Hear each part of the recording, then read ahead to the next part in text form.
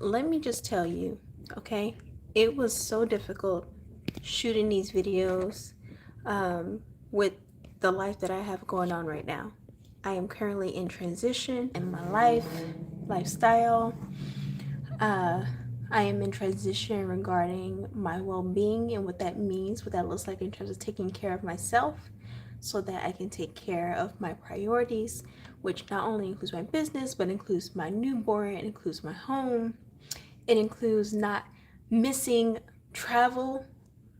I went through my calendar yesterday and I realized I didn't put a major event that I'm traveling to. I am traveling to a couple of events and doing a couple of things even this upcoming weekend, and I didn't realize how fast it was coming because of my life and what I'm doing and what's going on.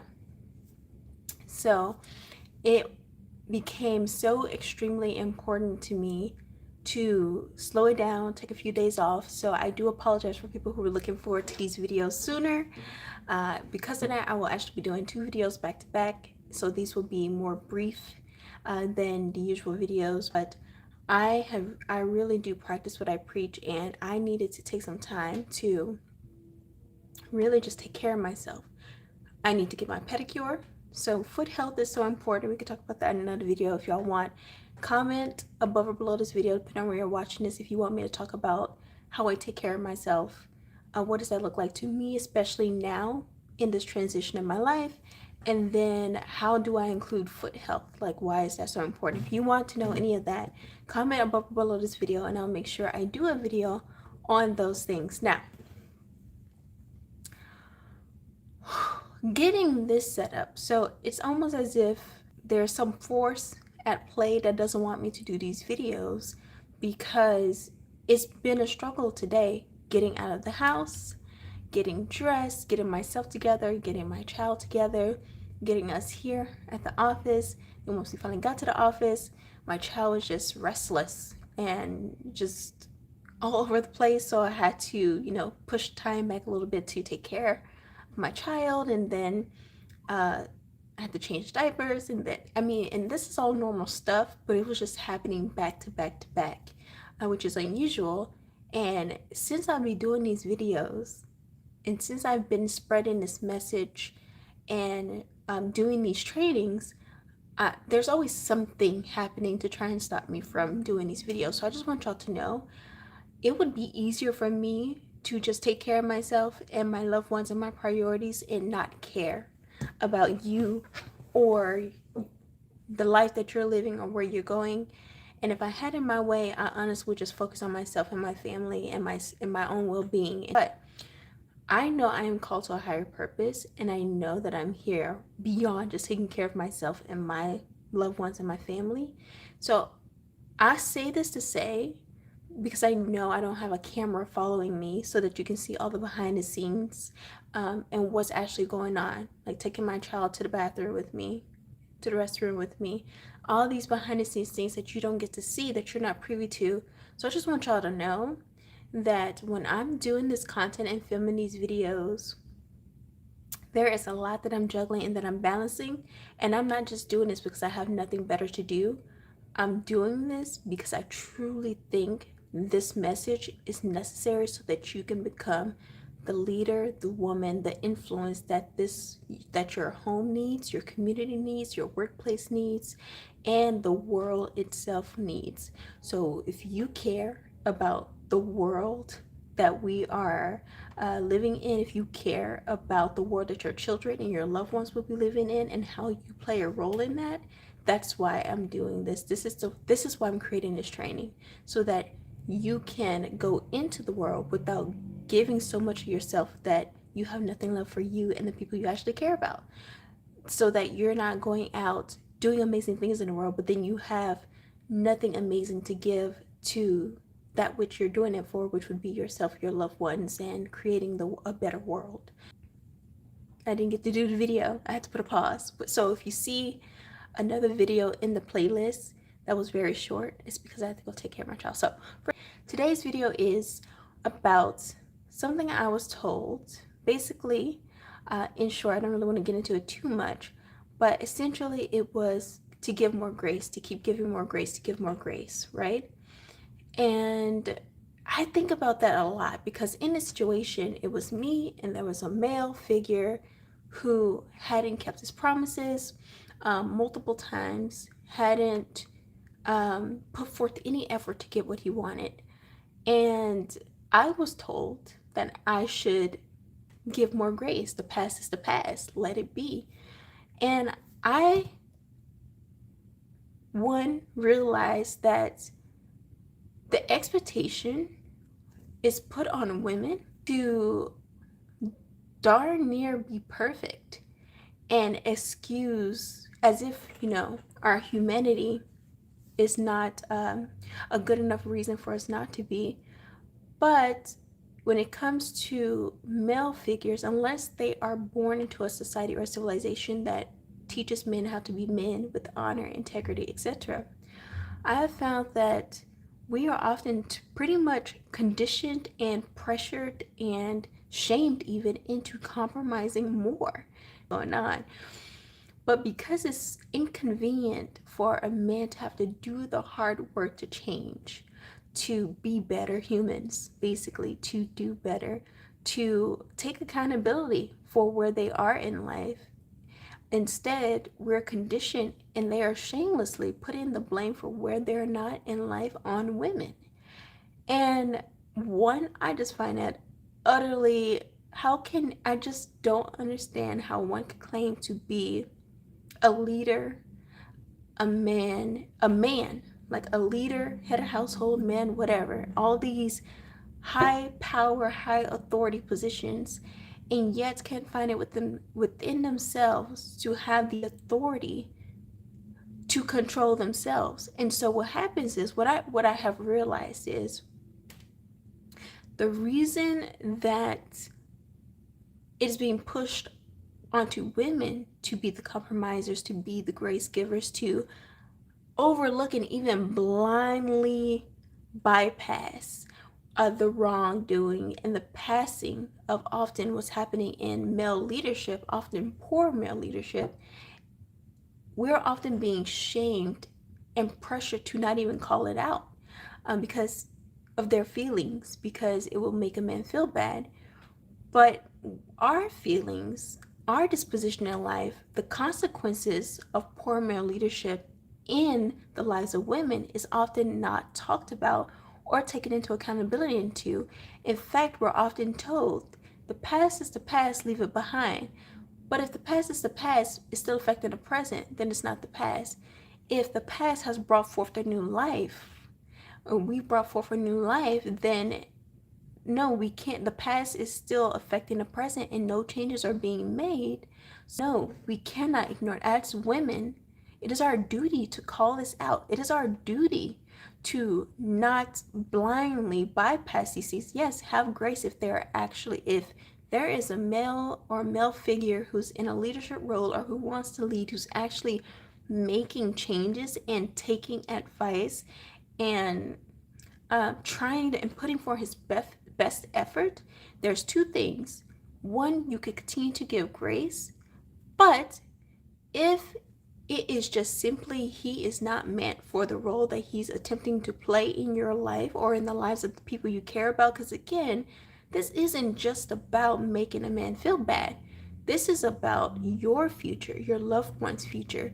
And we have the power to choose.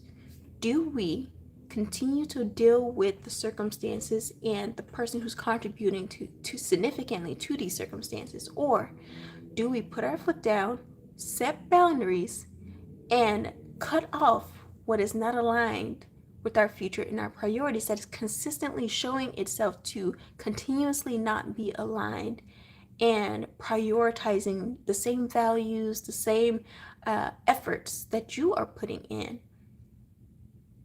Or are you going to blindly keep turning your eye until crap hits the fan and you got nowhere to look but up? But then at that point, we can't say it's just them. Then we also got to blame ourselves, because to whom much is given, much is required.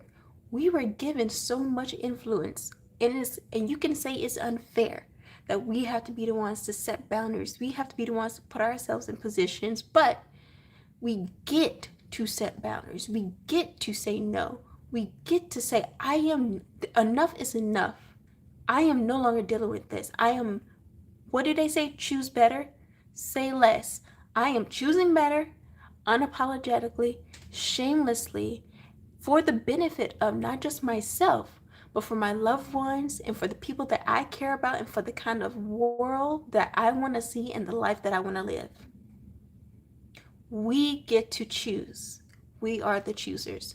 We are the decision makers ultimately in our own lives. And if we cannot control anything else, we can control how we react to the circumstances, how we choose to accept what is being shown to us, and how we choose to move forward after things are made perfectly clear, whether that's in your workplace, in your home, in your community, or in the world as a whole, in your friendships, your romantic relationships, whatever that may be.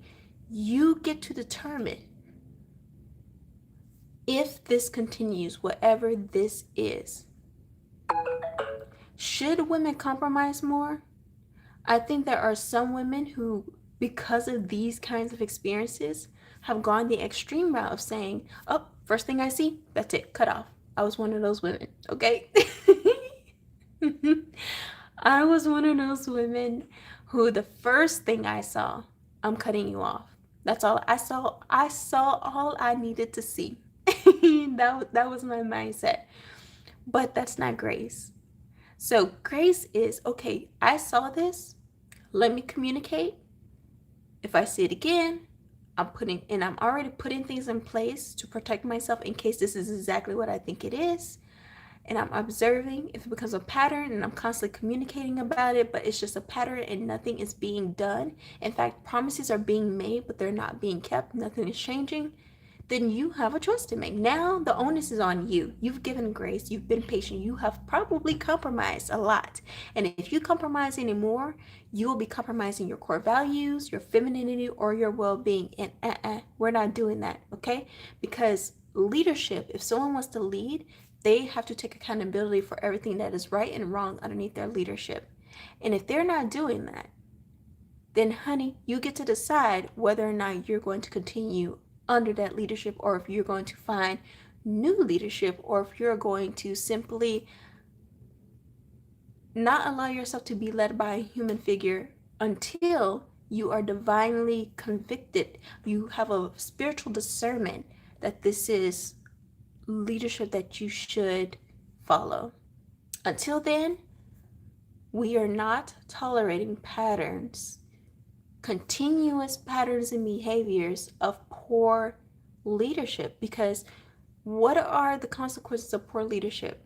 We're going to be talking about that in Shatoyia, the Feminine Leadership Code, the 3-day virtual retreat, and of course, in addition to the 3-day virtual retreat, I have the Secure Your Crown Academy, which is a 365-day training portal where I'm uploading a new skills training every month so that you can increase your ability to impact, influence, and lead in your homes, your workplaces, and your communities without comfort. This is so important.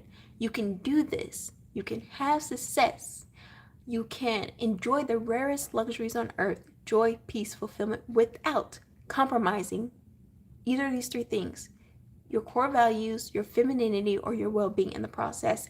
If that sounds good to you, if you like what you've heard so far, go ahead and join the Feminine Leadership Code with the link above below this video. You will get the Feminine Leadership Code book. It will be shipped to you. It is a physical copy, and then you will get access to the Secure Crown Academy community, where we will discuss these videos in depth, where you get to talk, we get to chat it up, have some tea time regarding these videos, share stories.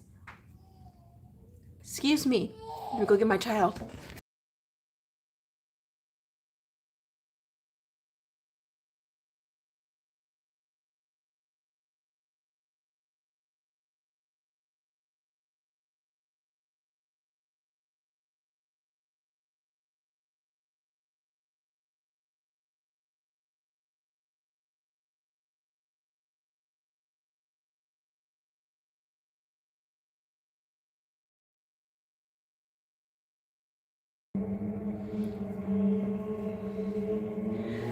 All right, so yes, you'll be able to chit chat with me, have some tea time about all of the trainings that I share, about all of the daily feminine leadership diary posts that I make. Some of those posts are on my social media, so I do all of them and a lot more of them in the Secure Your Crown Academy community.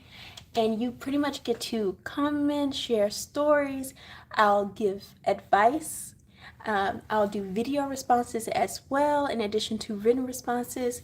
And you can connect with other women, high achieving, high performing women in leadership who are looking to learn feminine strategies on how to impact, influence, and lead without compromising their core values, their femininity, or their well-being in the process. Finally, I just really want to reiterate that this training is not just about cheap power grabs, okay? It's not just about temporary power grabs. This is about how you can leverage yourself, your skills, your gifts, your purpose, your divine positioning, if you choose to accept it. How can you leverage your divine authority, your divine position to have influence, to be able to influence and to impact and to lead in creating the kind of life, the kind of world, the kind of home, and the kind of workplace that you desire? This is really what this is about being able to leverage you, yourself. The one thing you can control is you. How can I leverage me? What is in me that I can leverage to create the legacy, the impact, the life, the influence? Not trying to control somebody else and their behaviors, not trying to do manipulation tactics, not trying to employ psychological backflips and tricks to get people to do what I want, to create these environments that I want. But how can I leverage what's within me already, divinely, what was given to me as a gift, to be able to create the life, the home, the community, the workplace, to be able to make the decisions, to choose the right people, to connect with the right people, to know whom to connect to and what opportunities to take and where these people and opportunities are.